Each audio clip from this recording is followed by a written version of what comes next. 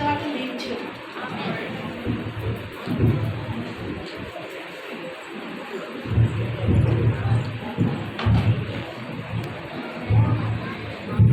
Praise the lord. దేవుని నామానికి మహిమ కలుగును గాక.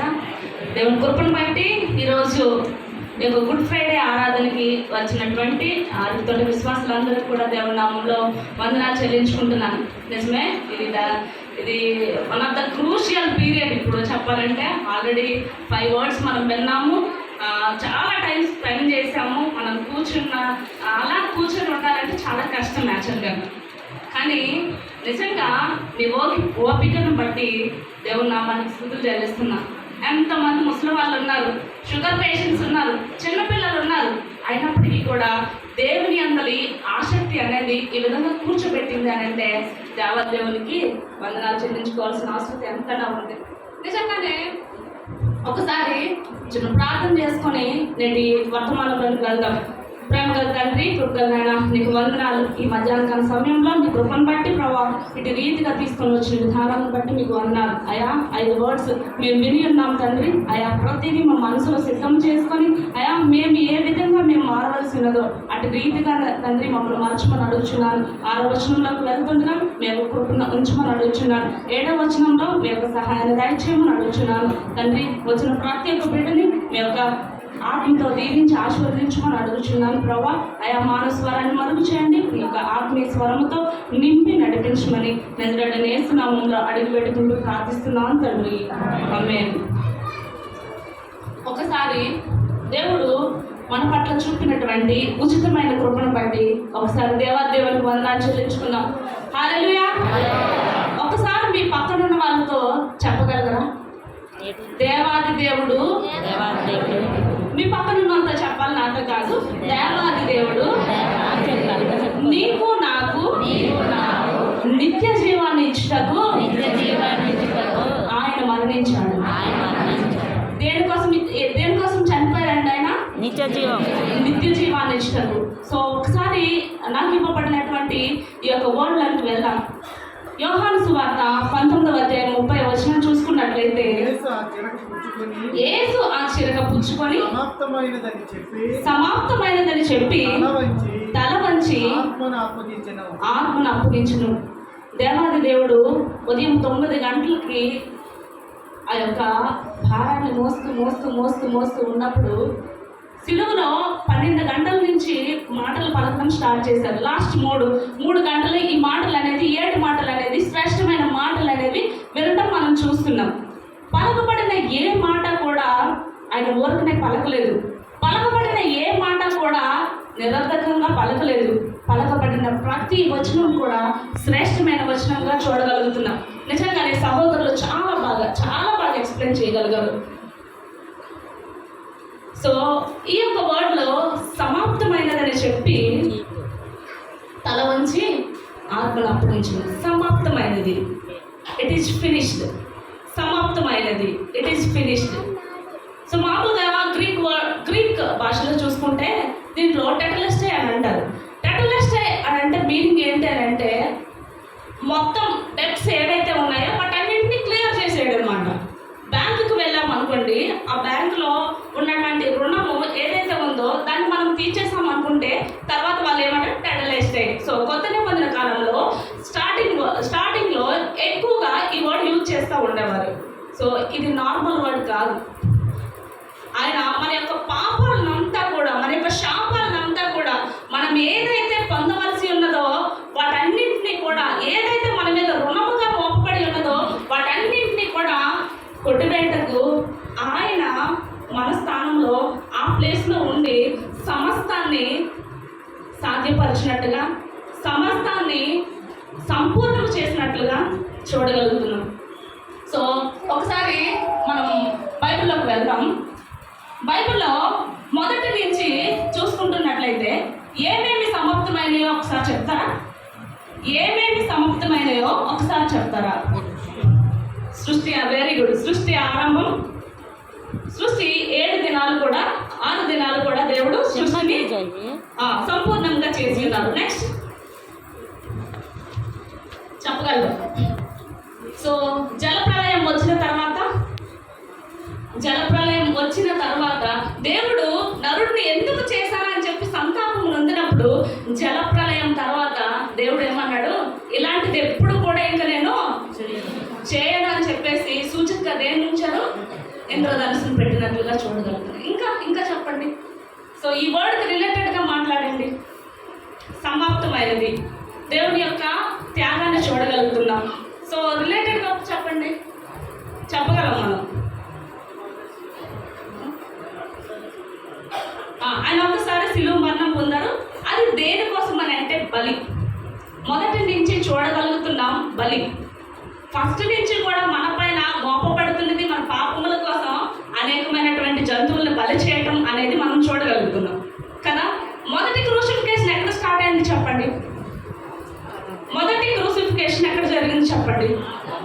ఆదాము అవ్వలు పాపము చేసిన తర్వాత దేవుడు వారికి బట్టలు ఏమిచ్చారు, చర్మపు చొక్కాలు. అంటే అక్కడ క్రూసిఫికేషన్ అనేది, బలి అనేది వారి యొక్క పాపముల నిమిత్తము అక్కడే అయినట్లుగా మనము చూడగలుగుతాం. ఏదైతే మొదటిలో స్టార్ట్ అయిందో దానిని దేవుడు సమాప్తము చేయగలిగాడు. ఒకసారి చూద్దామా దేవుని యొక్క ప్రేమ ఎంత ప్రేమ అంటే, నిజంగానే మనము ఆయనకు అవసరమా, మనల్ని రక్షించడం ఆయనకు అవసరమా, మనల్ని నిత్య జీవానికి నడిపించడం ఆయనకు అవసరమా అని అంటే ఎస్, అవసరమే. సో నిజంగా ఒకసారి చూద్దాం. దేవుడు ఆయనకు ఒక పని అప్పగించారు. ఏం పని అప్పగించారు? సమస్త మానవాళిని ఆయన యొక్క సాక్రిఫికేషన్ ద్వారా రక్షించడం అనేది ఆయన యొక్క పనిగా మనం చూడగలుగుతున్నాం. ఆ పనిని ఆయన సంపూర్తిగా చేయగలిగారా లేదా? చేశారు, సంపూర్తిగా చేయగలిగారు.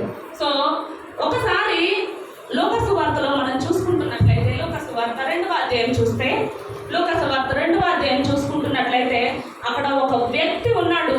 యేసుక్రీస్తు ప్రభువారు 8 దినములప్పుడు ఆ వ్యక్తి ఏంటనంటే ఇశ్రాయేలీల ఆదరణ కోసం అన్యజనులకు వెలుగుగా ఉండటానికి ఆ యొక్క యేసుక్రీస్తు వారిని చూసినంత వరకు అతను మరణం పొందడని చెప్పేసి అతనికి దేవుని ద్వారా అనుగ్రహం కలిగిన తర్వాత ఆ యొక్క వ్యక్తి సుమయోను అనే ప్రవక్త యేసుక్రీస్తు వారి రాక కోసం ముసలివాడిగా ఆ యొక్క ప్రదేశంలో ఉండి ఆయన యొక్క రాక కోసం ఎదురు చూస్తూ ఆ బాలుడైన శిశువుని ఆయన తీసుకున్న తర్వాత అతను హృదయంలో నుంచి వచ్చిన మాటలు ఒకసారి చూసినట్లయితే 2వ అధ్యాయం 29 నుంచి 32 వరకు ఈ విధంగా ఉన్నది. నాథా, ఇప్పుడు నీ మాట చొప్పున సమాధానంతో నీ దాసుని పోనిచ్చుచున్నావు. అన్యజనులను నిన్ను బయలుపరచుటకు వెలుగుగాను, నీ ప్రజలైన ఇశ్రాయేలీయులకు మహిమగాను, నీవు సకల ప్రజల ఎదుట సిద్ధపరచిన నీ రక్షణ నేను కన్నులారా చూచితిని. ఏం చూశారంటే ఆయన రక్షణ ఆయన కన్నులారా చూశాడు. సో నేను ఇప్పుడు చనిపోతాను, ఎందుకంటే నేను యేసుక్రీస్తు ప్రభువారిని చూశాను. ఈ యొక్క ఇశ్రాయేలీయుల ఆదరణ కోసం కనపడుతున్న ఈ వ్యక్తి ఇంకా ఆ బాలుడైన ఆ శిశువును చూడగానే నేను రక్షణను కన్నులారా చూశాను, ఇంకా హ్యాపీగా నేను చనిపోతానని చెప్పేసి అప్పట్లోనే అతను ప్రవచించినట్లుగా చూస్తున్నాం. అంతేకాదు కానీ ఆ 35వ వచనంలో చూసుకుంటున్నట్లయితే మరియు నీ హృదయంలోనికి ఒక ఖడ్గం దూసుకొని పోవును. ఆ యొక్క ఖడ్గం ఏది అని అంటే ఈ సిలువ. ఆ ఖడ్గం ఏది అని అంటే సిలువ. అది నార్మల్ విషయం కాదు. మనం ఒక 2 hours ఇక్కడ కింద కూర్చుంటేనే చాలా పెయిన్గా ఉంటుంది, నడుము నొప్పి వస్తుంది, లేదంటే కొన్ని ప్రాక్టికల్ ప్రాబ్లమ్స్ ఉంటాయి కదా.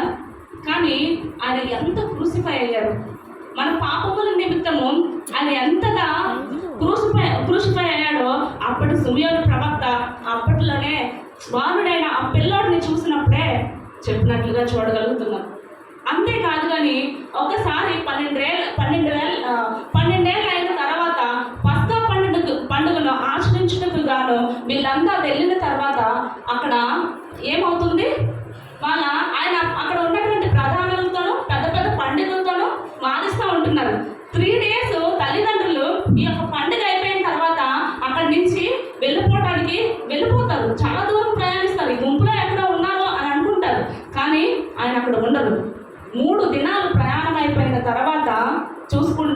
వచ్చి చూసుకుంటే ఆయన యెరూషలేము దేవాలయం వద్ద ఏం చేస్తూ ఉంటారు? ప్రధానులతోనూ అక్కడ ఉన్నటువంటి పండితులందరితోనూ కూడా దేవుని గురించిన వాక్యాన్ని ఆ యొక్క మాటలను వర్ణిస్తున్నప్పుడు ఆయన ప్రజ్ఞకు చాలా మంది ఆశ్చర్యపడే వాళ్ళగా ఉంటారు. సో అప్పుడు యేసుక్రీస్తు తల్లిదండ్రులైనటువంటి మరియా యోసేపు ఇద్దరు కూడా అయ్యో బాబు నువ్వు తప్పడిపోయావా, మేము ఎంత వేదన పడ్డామని అంటే ఏమంటారండి? ఒకసారి చూద్దాం. మీరేదో దుఃఖించుచున్నారు, నేను నా తండ్రి పని మీద ఉండవలనని మీరు ఎదురుగా చెప్తున్నారు. So the first day it self, స్టార్టింగ్లోనే దేవుడు ఏం చేస్తున్నాడంటే ఆయన యొక్క మిషన్ మీద ఉన్నారు. ఆయన దేనికోసం ఈ లోకానికి వచ్చి ఉన్నారో ఆ యొక్క మిషన్ మీద దేవుడు ఉన్నట్లుగా చూస్తున్నాం. మా జాయ్ ఏమవుతుందో నాకు తెలీదు, మా చిన్ని ఏమవుతుందో నాకు తెలీదు, నేను ఫ్యూచర్లో ఏమవుతానో నాకు తెలీదు. కానీ దేవుడు వచ్చిన పర్పస్, దేవుడు ఏ విషయం మీద అయితే ఈ లోకానికి వచ్చి ఉన్నాడో ఆ పర్పస్ ఆయన చిన్నప్పటి నుంచే ఎరిగి ఆ చిన్నప్పటి నుంచే దాని మీద ఆ వర్క్ మీద ఉన్నట్లుగానే మనం చూడగలుగుతున్నాం. కానీ వివాహ సమయంలో కూడా అమ్మ నా సమయం ఇంకా రాలేదని చెప్తున్నారు. సో 3.5 సంవత్సరాలు ఆయన యెరూషలేము ఏ వీధుల గుండా అయితే వెళ్తున్నారో మనకి తెలుసు. మిషనరీ ఎవరైనా అంటే పౌలు గురించి మనకు ఎక్కువ తెలుసు. 3 ట్రిప్పులు చేసి ఉన్నాడు. ఆ రాస్తూ ప్రతి ఒక్క సంఘానికి వెళ్తున్నప్పుడు ఒక 14 పత్రికలు రాసి ఉన్నాడు. రాసిన వ్యక్తి సో అక్కడ పక్కన పెడితే యేసుక్రీస్తు ప్రభువారు ఏవైతే బేతనియాలు కానీ ఈ గ్రామాలకు వెళ్ళినప్పుడు ఆ గ్రామాలను చాలాసార్లు విజిట్ చేశారు. కానీ వెళ్ళిన ఒక్క దారి గుండా మరొకసారి వెళ్ళినట్లుగా మనం చూడం. ఆ వెలుగుల జీవం గల ఆ దేవుడు ఆ యొక్క మార్గం గుండా వెళ్తున్నప్పుడు ఆ యొక్క వీధిలో ఉన్నటువంటి ప్రతి విధమైనటువంటి రోగము, ప్రతి విధమైనటువంటి బాధ, ప్రతి విధమైనటువంటి అస్వస్థత, ప్రతి విధమైనటువంటి ప్రాబ్లం కూడా క్లియర్ చేయబడింది. సో దేవుని నామానికి మహిమ కలుగును గాక. సో జీవం గల దేవుని కలిగి ఉన్నాము. ఆయన మిషన్ ఏం కంప్లీట్ చేయగలిగాడు అని అంటే సో అది మామూలు ప్రయాణం అంటే అతను ఏడుస్తున్నది బిగ్గరగా కేకవేస్తుంది సమాప్తమైనది అని చెప్పేసి నార్మల్గా అన్నాడంటే లేదు, ఏ క్రై ఆఫ్ విక్టరీ, ఆనందంతో ఆయన చెప్తున్నాడు ఇది సమాప్తమైనది అని చెప్పేసి. ఒక ఒలింపిక్స్లో తీసుకుందాం, లేదనంటే ఒక మంచి ఐఏఎస్ ఐపీఎస్ ఎగ్జామ్స్లో ఒకవేళ మనం పాస్ అయ్యామనంటే వెనక పడిన కష్టాన్ని అంతా మర్చిపోతాం కదా. వెనక ఎంత క్రూసిఫై అయినప్పటికీ కూడా ఆ కష్టాన్ని అంతా మర్చిపోయి ఎంతో జాయ్గా మనము ఏం చేస్తాము, హ్యాపీగా ఫీల్ అవుతాం. ఎస్ ఐ గాట్ ఇట్ అని చెప్పేసి. సో అదే ఇక్కడ చూడగలుగుతున్నాం. దేవుడికి ఆ యొక్క సిలువను ఎక్కించిన తర్వాత నాకు 2019 ఆగస్ట్ 14th యాక్సిడెంట్ అయింది. నేను ఆ డేని బ్లాక్ డేగా రాసుకుంటా. కానీ దేవుడు క్రూసిఫై అయిన ఈ యొక్క గుడ్ ఫ్రైడే అనేది ఇది బ్యాడ్ ఫ్రైడే అవ్వాలి, లేదంటే సాడ్ ఫ్రైడే అవ్వాలి. కానీ ఏమైంది? గుడ్ ఫ్రైడే అయింది.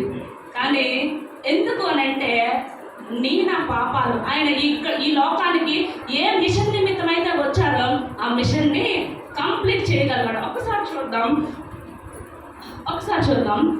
యోహాను సువార్త 17వ అధ్యాయం 4వ వచనం చూసినట్లయితే చేయుటకు నీవు నాకు ఇచ్చిన పని సంపూర్ణంగా నెరవేర్చి భూమి మీద నేను మహిమపరచుదుని. చేయుటకు నీవు ఇచ్చిన పని నేను సంపూర్ణంగా నెరవేర్చి భూమి మీద నేను మహిమపరచుదుని. దేవుడు ఏమి కోరుకుంటున్నాడు అంటే మహిమ. ఆయన మన యొక్క జీవితం ద్వారా మనం జీవించే జీవితం ద్వారా ఆయన నామానికి మహిమ రావాలని కోరుకుంటున్నారు. అయితే యేసుక్రీస్తు ప్రభువారు ఏం చెప్తున్నారంటే నువ్వు నాకు ఏదైతే పని నమ్మకంగా అప్పగించావో దాన్ని నమ్మకంగా చేశాను, నీ నామాన్ని మహిమపరచానని చెప్తున్నారు. హల్లెలూయా. నిజంగా ఎంత గొప్ప ధన్యత కదా. యేసుక్రీస్తు ప్రభువారు అంత క్రూసిఫై అయినప్పటికీ కూడా ఆయన యొక్క చాలా పెద్ద లాంటి ప్రార్థన చేస్తారు. సిలువకు వెళ్ళే ముందు చాలా పెద్ద ఆ రాత్రి దొంగలకు అప్పగింపబడిన రాత్రి చాలా పెద్ద ప్రార్థన చేస్తారు. అప్పుడు ఏమవుతుందంటే చెమట రక్తంగా మారుతుంది. సో ఎంత ప్రెషర్లో ఉన్నారు ఆయన. సో ప్రభువా తండ్రి నీకు ఇష్టమైతే ఈ గిన్నె నా వద్ద నుంచి తొలగించము అని చెప్పేసి వేడుకున్నట్లుగా చూస్తున్నాం. అయితే నిజంగా దేవుడు ఆ తర్వాత ఆయనకి ఏదైతే పనిని అప్పగించబడిందో ఆ పనిని శక్తి లోపం లేకుండా చేసినట్లుగా చూడగలుగుతున్నాం. అదే కదా వాక్యం కూడా ఉంటుంది, చేయుటకు నీ చేతనైనప్పుడు దానిని శక్తి లోపం లేకుండా చేయమని చెప్పేసి వాక్యం చదివిస్తుంది. నిజంగానే మనలో చాలా మంది ఎంప్లాయీస్ ఉన్నారు, చాలా మంది పనికిళ్ళ వారు ఉన్నారు, చాలా మంది బిజినెస్ మ్యాన్లు ఉన్నారు. కానీ దాతృత్వం కలిగి జీవించడం అనేది చాలా ఇంపార్టెంట్. దేవుడు ఏదైతే సమాప్తమైనది, ఏదైతే శిలువ మీద ప్రతిదీ తీసివేశాడో, ఆ యొక్క ఏం తీసివేశాడని చెప్పి మనం ఆలోచన చేసినట్లయితే మన యొక్క పాపములను తీసివేశాడు, సాతానుని శీఘ్రముగా తొక్కివేశాడు, మరణము మీద జయము గలవాడిని అనగా అపవాదిని కొట్టివేసినట్లుగా చూడగలుగుతున్నాం, వాడిని త్రొక్కివేసినట్లుగా చూడగలుగుతున్నాం. వీటన్నింటి మీద విక్టరీ వచ్చినట్లు కాదా? ఎ క్రై ఆఫ్ విక్టరీ, విజయ ఆనందంతో వేసిన కేక సమాప్తమైనదని చెప్పి. ఎవరికైనా బాగాలేనప్పుడు ఆపరేషన్ అయింది అని అంటే ఖచ్చితంగా అనస్థీషియా ఇవ్వాలి, లేకపోతే ఆపరేషన్ చేసుకోగలరా? మొత్తం ఇవ్వాలి ఖచ్చితంగా, లేకపోతే ఆపరేషన్ చేసుకోగలరా? లేదు, పారిపోతారు. నాకు ఆపరేషన్ వద్దు, నేను ఎలాగే గుడ్డువాడుగానే ఉంటానని చెప్పేసి అంటాం. కానీ అనస్థీషియా లేకుండా ఆపరేషన్ చేసుకోవడానికి ఒప్పుకోరు. కానీ ఆయన యొక్క శరీరం దున్నబడింది, ఆయన యొక్క శరీరము చాలా ఘోరంగా హింసించబడింది. కొరడాలతో కొట్టినప్పటికీ, ఎన్ని చేసినప్పటికీ కూడా అతనికి ఎలాంటి అనస్థీషియా లేదు. ఎందుకంటే ఆయన పొందుకోవలసిన ఆ యొక్క ఎంత పెయిన్ అయితే ఉందో ఆ పెయిన్ మొత్తం తీసుకొని మనల్ని కంప్లీట్ విమోచన క్రయదానంగా చేయాలనేదే ఆయన యొక్క ఉద్దేశమై ఉన్నది. సో దేవుని కృపను బట్టి ఆయన పొందిన శ్రమలు, ఆయన పొందిన వేదన, ఆయన పొందినటువంటి ప్రతి బాధ కూడా ఇట్ ఈస్ ఫినిష్డ్, అక్కడితో అయిపోయింది. సో ఏమేమి మీద విజయం వచ్చిందని చెప్పేసి మనం అనుకున్నాము. ఒకటి విక్టరీ ఓవర్ సిన్. ఒకటి అవిధేయత వలన అనేకులు ఏ విధంగా అయితే పాపులుగా చేయబడారో, ఒకరి విధేయత వలన ఏమైంది? అనేకులు నీతిమంతులుగా తీర్చబడ్డారు. ఆదాము పాపము వలన మనమందరము కూడా పాపులుగా ఎంచబడితే, యేసుక్రీస్తు వారి యొక్క విధేయత వలన మనమందరం కూడా నీతిమంతులుగా తీర్చబడ్డాం. ఈ యొక్క వాక్యాన్ని నువ్వు నమ్మినట్లయితే దేవుడు ఖచ్చితంగా నన్ను ఆశీర్వదించడానికి ఆయన ఇష్టపడుతున్నాడు. అయితే రోమన్స్ 3:23-24 చూసుకుంటున్నట్లయితే అందులో చూద్దాము, ఉచితముగా నీతిమంతులుగా మనల్ని తీర్చినట్లుగా చూస్తున్నాం. ఉచితంగా ఆయన మనల్ని నీతిమంతులు, ఏ పాపం లేదు, అందరూ పాపం చేసి దేవుడు అనుగ్రహించు మహిమ పొందలేకపోతున్నారు. కానీ దేవుడు ఏం చేశాడంటే ఆయన యొక్క క్రయదానము, ఆయన యొక్క త్యాగం వలన ఉచితంగా మనల్ని నీతిమంతులుగా తీర్చినట్లుగా చూస్తున్నాం. అదేవిధంగా రోమా 6:6 చూసుకుంటున్నట్లయితే ఒకసారి చూద్దాం. రోమా 6:6 చూసుకుంటున్నాం.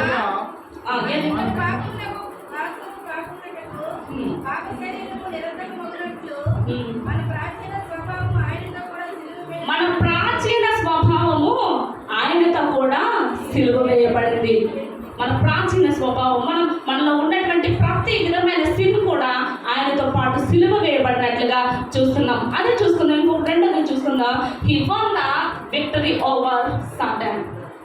సాతానుని జయించినట్లుగా చూస్తున్నాం, వాటిని శీఘ్రంగా తక్కునట్లుగా మనం చూస్తున్నాం. ఎప్పుడు 2:14 చూసుకుంటున్నట్లయితే, మరణం యొక్క బలము గలవారిని అనగా అపవాదిని మరణం ద్వారా నశింపచేశాడు.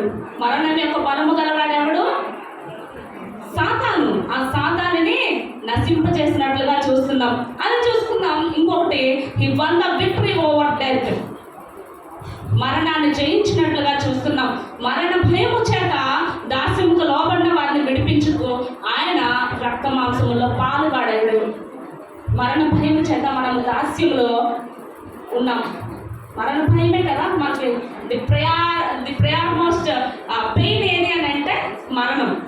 ఆ భయం చేత దాస్యంలో ఉన్న మనల్ని విమోచించి మనకి విమోచన క్రయదానముగా మనకు బదులుగా ఆయన మరణము పొంది మనల్ని విమోచించినట్లుగా మనము చూడగలుగుతున్నాం. సో మనం వెళ్ళే ప్రతి మార్గంలో చాలా ఇబ్బందులు ఉంటాయి, చాలా కష్టాలు ఉంటాయి, చాలా బాధలు ఉంటాయి, చాలా అప్పులు ఉంటాయి, చాలా ఇరకాట్లు ఉంటాయి. కానీ దేవుని కొరకు మనం ఏ విధంగా నిలబడ్డామనేది చాలా ఇంపార్టెంట్. సో సృష్టి ఆరంభంలో యెహోవా దేవుడు 6 రోజులు సృష్టిని చేసిన తర్వాత 7వ దినం ఆయన ఏం చేశారు? విశ్రమించారు, విశ్రాంతి తీసుకున్నారు. ఇప్పుడు కూడా సిలువలో 6 గంటలు ఆయన శ్రమ పొందిన తర్వాత సిలువలో ఆయన తల వాల్చినట్లుగా విశ్రాంతి తీసుకుంటున్నట్లుగా మనం చూడగలుగుతున్నాం. నిజమే, దేవుడు మన జీవితంలో చాలా చేయాలని చెప్పేసి ఆశపడుతున్నాడు, చాలా చాలా క్రియలు చేయాలని చెప్పేసి ఆశపడుతున్నాడు. మన జీవితంలో ఉన్న ప్రతి ఒక్క భయం కూడా పోవాలని చెప్పేసి దేవుడు ఆశపడుతున్నాడు. నేను ప్రతిదీ కూడా విమోచన క్రయధనంగా చేశాను, ప్రతిదాన్ని కూడా నేను సమస్తము అక్కడితో క్లోజ్ చేశాను, ఫినిష్ చేసేసాను. తన యొక్క శరీరాన్ని కాదు కానీ అతనికి అతను ఫినిష్ అవ్వలేదు. కానీ ఏంటి, ప్రతిదీ మనకి ఏదైతే మన మీద రుణముగాను క్రయధనముగాను మోపబడిందో వాటన్నింటినీ ఫినిష్ చేసినట్లుగా మనం చూడగలుగుతున్నాం. కానీ అప్పటికి ఇప్పటికీ కూడా మనలో మారనిది ఏదైనా ఉంది అని అంటే అది మన హృదయం. ఈరోజు మన జీవితంలో ఒక ముగింపుతో కూడినటువంటి ఫినిషింగ్ అనేది మన జీవితంలో చూడగలగాలి. అప్పుడు దేవుడు ఖచ్చితంగా ఆశీర్వదిస్తాడు. దేవుడు ఈ చిన్న మాటలు దీవించి ఆశీర్వదించుగాక.